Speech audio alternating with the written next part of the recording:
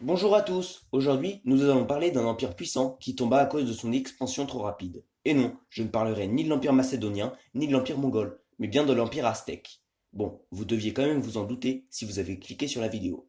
Je vais donc vous raconter la tragique chute de cet empire que les Espagnols ont renversé en seulement 2 ans. Au commencement, les Aztèques disent venir d'Aztlan, une cité légendaire. Ils cherchent à fonder une cité, mais ils errent pendant longtemps et cherchent un signe des dieux, leur indiquant un emplacement pour fonder leur cité. À force d'errer, les Aztèques assimilent la culture toltèque, qui était un peuple déjà puissant dans la région.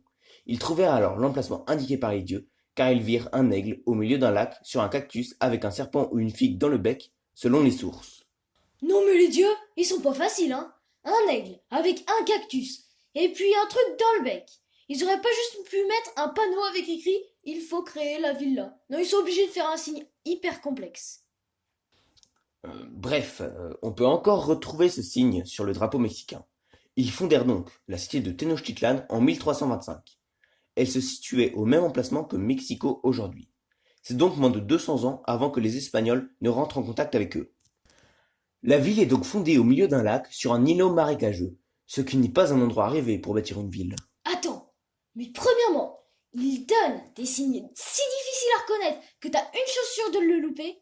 Mais en plus, ils donnent un marécage. Le truc où c'est impossible de construire dessus. Et ils sont vraiment pas doués ces dieux aztèques, hein. Bon, je peux reprendre? Merci. Donc, les Aztèques se virent donc obligés d'innover. Ils plantèrent des pieux dans le sol jusqu'à trouver un sol plus dur, et ils construisirent ensuite la ville sur les pieux. Tenochtitlan était donc une ville entièrement construite sur pilotis. La culture au milieu d'un lac n'est pas non plus très simple, et c'est pour ce faire que les Aztèques créèrent des chinampas, des sortes de jardins flottants, qui leur permirent de se nourrir. Les Aztèques ont d'abord voulu mener une politique d'alliance avec les cités voisines, mais lorsque la plus puissante d'entre elles voulut augmenter les taxes que devait payer Tenochtitlan, alors celle-ci déclara la guerre à la ville, et après un long siège, la ville tomba. Tenochtitlan s'allia donc avec 2 cités voisines et se mit à faire la guerre à tout un peuple, les Nahuas.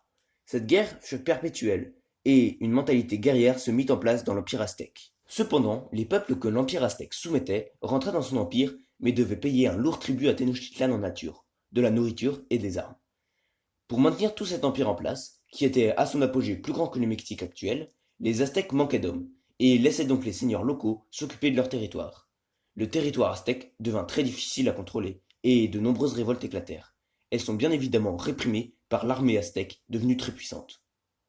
Juste avant l'arrivée des conquistadors espagnols, un temple prend feu et une comète apparaît dans le ciel, ce qui, selon les Aztèques, est un message des dieux prédisant la fin du monde. Ah bah, pour une fois qu'ils ont à peu près juste les dieux. Bon, maintenant, faut toujours s'améliorer sur la complexité pour comprendre leurs présages, hein.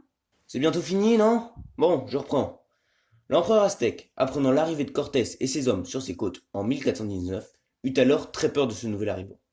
Les Espagnols souhaitent se rendre à Tenochtitlan car ils en avaient entendu parler à Cuba.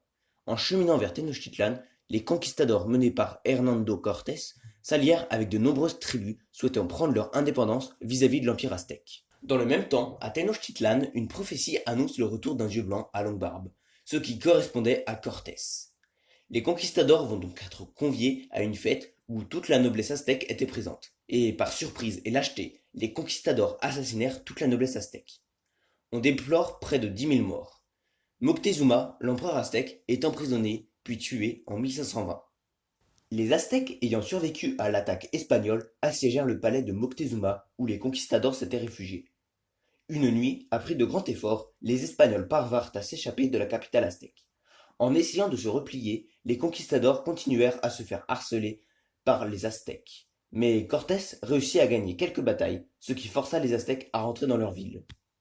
Cortés rassembla alors son armée, composée principalement d'indigènes, et assiégea Tenochtitlan en coupant les aqueducs qui reliaient Tenochtitlan au monde extérieur.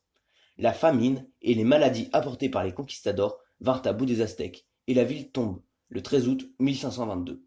C'est la chute de l'Empire. Le dernier empereur est fait prisonnier et sera pendu quelque temps plus tard.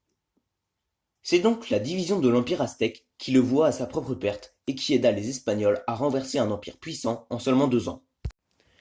Merci à tous d'avoir regardé cette vidéo jusqu'au bout. Si vous avez aimé la vidéo, n'oubliez pas de mettre un pouce en l'air sous la vidéo.